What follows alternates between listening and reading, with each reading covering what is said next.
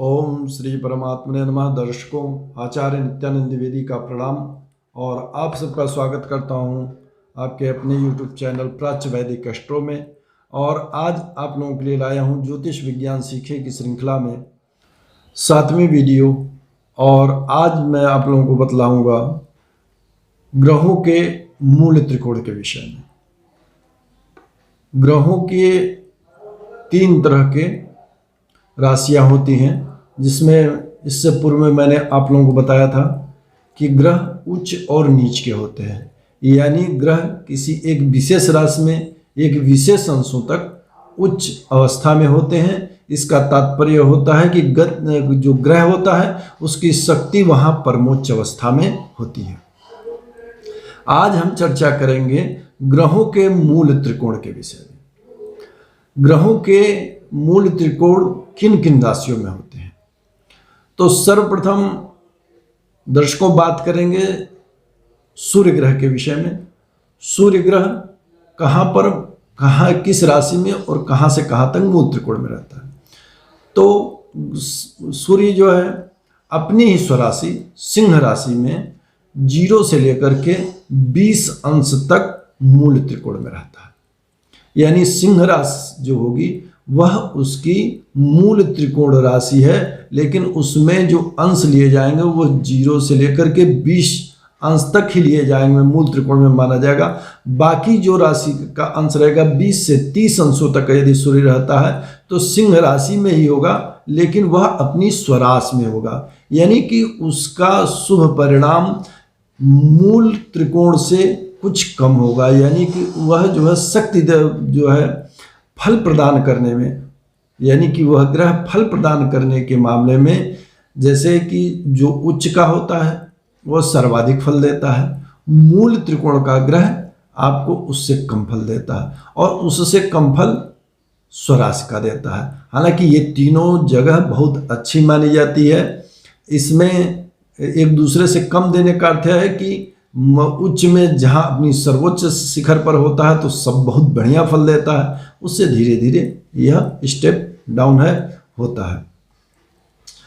तो इसकी चर्चा हम किसी अन्य वीडियो में करेंगे कि कितने प्रकार से फल देते हैं। आज बात करेंगे केवल मूल त्रिकोण की।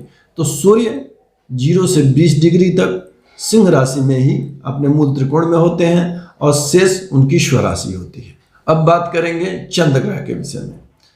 दर्शकों, चंद्र ग्रह जो है वो वृष राशि में उच्च के होते हैं, यानी शुक्र की राशि है और इसी में उच्च के होते हैं 0 से 3 डिग्री तक। यानी यह 3 डिग्री पर अपने सर्वोच्च शिखर पर होते हैं और 3 से लेकर के 30 अंशों तक, यानी कि पूरी संपूर्ण वृष राशि में इनका मूल त्रिकोण माना गया है। यानी कि चंद्र वृष राशि के 3 अंशों तक उच्च के और 3 अंशों से लेकर के 30 अंशों तक वह अपने मूल त्रिकोण में होते हैं। तो ये चंद्रमा का मूल त्रिकोण है। अब इसके बाद बात करेंगे मंगल की। मंगल अपनी ही स्वराशि मेष में अपने मूल त्रिकोण में होते हैं। यहाँ पर वह 0 से लेकर के 12 डिग्री तक मूल त्रिकोण में रहते हैं। दर्शकों, एक बात आपको और बताता हूँ, जैसे कुछ शास्त्रों में 0 से लेकर के 18 डिग्री तक उनको मूल त्रिकोण में मेष राशि में माना गया है, लेकिन मैंने जो आप लोगों के लिए चार्ट बनाया है या मैं बता रहा हूँ फल दीपिका से बता रहा हूँ, तो फल दीपिका में इसे 0 से 12 डिग्री तक ही केवल बताया गया है, इसलिए मैंने 0 से 12 डिग्री तक कहा है। लेकिन इसमें कुछ मतभेद हैं। अन्य शास्त्रों में 0 से 18 डिग्री तक का भी माना जाता है कि मंगल मेष में मूल त्रिकोण में होते हैं। अब बात करेंगे अगले ग्रह की, बुध ग्रह की। कन्या राशि में बुध 0 से 15 डिग्री तक यदि रहेंगे तो यह माना जाएगा कि वो उच्च के हैं और 15 अंश पर हो तो ये उनकी सर्वोच्च स्थिति मानी जाएगी। और कन्या राशि में ही उनका मूल त्रिकोण भी है, यानी कि 15 से 20 डिग्री तक यदि कन्या राशि में बुध हैं तो वह उनका मूल त्रिकोण होगा और 20 डिग्री के बाद 30 अंशों तक है तो वह उनकी स्वराशि होगी। यानी कि बुध जो है एक ही राशि कन्या राशि में 0 से 15 डिग्री तक उच्च के होते हैं, 15 डिग्री से 20 डिग्री तक के मूल त्रिकोण में होते हैं। यानी कि कोई बुध यदि 13 अंश के हैं कन्या राशि में तो वो उच्च के हैं, यदि वो 18 अंश के हैं तो मूल त्रिकोण में है, और यदि बुध 22 अंश के हैं तो कन्या में होने के बाद भी वो अपनी स्वराशि में है। यानी कन्या राशि में ही बुध अपनी तीनों अवस्थाओं को प्राप्त कर लेते हैं, उच्च के भी होते हैं, मूल त्रिकोण में भी रहते हैं, और यह उनकी स्वराशि भी होती है। यानी तीनों प्रकार का इस राशि में फल प्रदान करते हैं। अब बात करेंगे गुरु की। गुरु अपनी धनु राशि उसमें अपने मूल त्रिकोण में होते हैं 0 से 10 अंशों तक, 0 से 10 अंश तक उनका मूल त्रिकोण है। बाकी को स्वक्षेत्र कहते हैं, यानी कि वह स्वयं की राशि में। अब धनु राशि में रहेंगे जब भी गुरु तो स्वराशि में तो अवश्य रहेंगे, लेकिन जो उनका 10 डिग्री तक यदि रहेंगे यानी 8 अंशों पर हैं धनु राशि में, तो माना जाएगा कि जो है गुरु अपने मूल त्रिकोण में है। और यदि वही 15 अंश पर हो तो ये माना जाएगा कि वह अपनी स्वराशि में है। दर्शकों, अब बात कर लेते हैं हम अपने अगले ग्रह शुक्र की। शुक्र जो है अपनी तुला राशि में अपनी मूल त्रिकोण राशि है। तुला राशि में 0 से 5 डिग्री तक मूल त्रिकोण में रहते हैं। दर्शकों, यहाँ भी फलदीपिका और अन्य शास्त्रों में कुछ अंतर है, यानी कि फलदीपिका के अनुसार 0 से 5 डिग्री तक तुला राशि में शुक्र मूल त्रिकोण में होते हैं, लेकिन कुछ शास्त्रों में 0 से 10 डिग्री तक भी इसे बताया गया है।